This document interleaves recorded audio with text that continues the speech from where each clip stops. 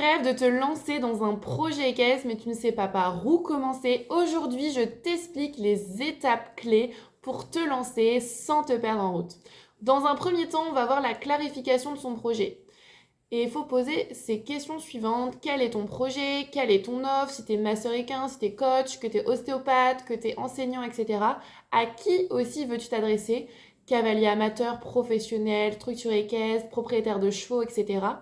Quels sont aussi tes objectifs, revenus, type de prestation, zone géographique, etc. Il ne faut pas non plus oublier ou minimiser l'importance d'avoir une vision claire pour éviter également de s'éparpiller. Dans un premier temps, il va falloir étudier son marché. Pourquoi une étude de marché est essentielle? Parce qu'elle te permet de connaître tes clients potentiels, comprendre la demande et la concurrence. Maintenant, comment on va pouvoir réaliser cette étude de marché?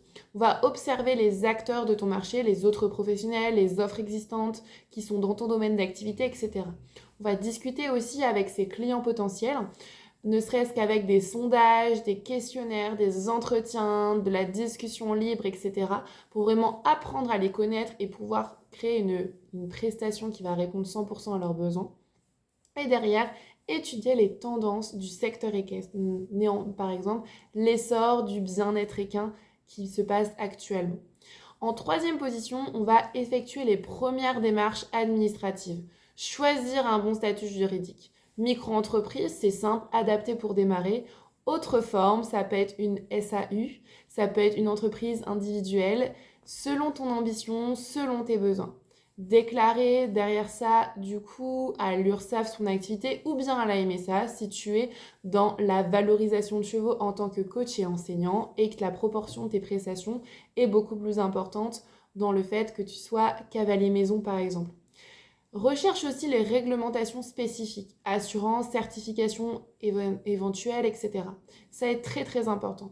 Il faut vraiment avoir cette idée de définir son projet, étudier son marché et effectuer les démarches administratives.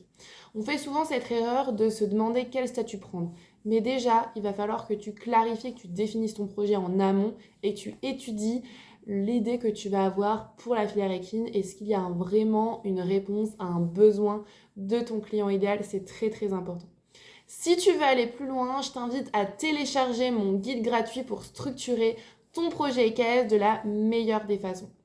Je propose aussi plusieurs formules d'accompagnement pour t'aider dans la structure de ton projet, pour ne pas être seul dans la création de ton projet et également pouvoir vraiment avoir toutes les clés disponibles et dont tu as besoin pour avoir un projet, un rêve équestre que tu vas pouvoir réaliser. N'hésite pas à me poser tes questions en commentaire, je réponds bien entendu à tout le monde et n'hésite pas si tu le souhaites à réserver un appel stratégique, le lien est dans ma biographie. Je te remercie pour ton attention et on se retrouve pour une prochaine vidéo.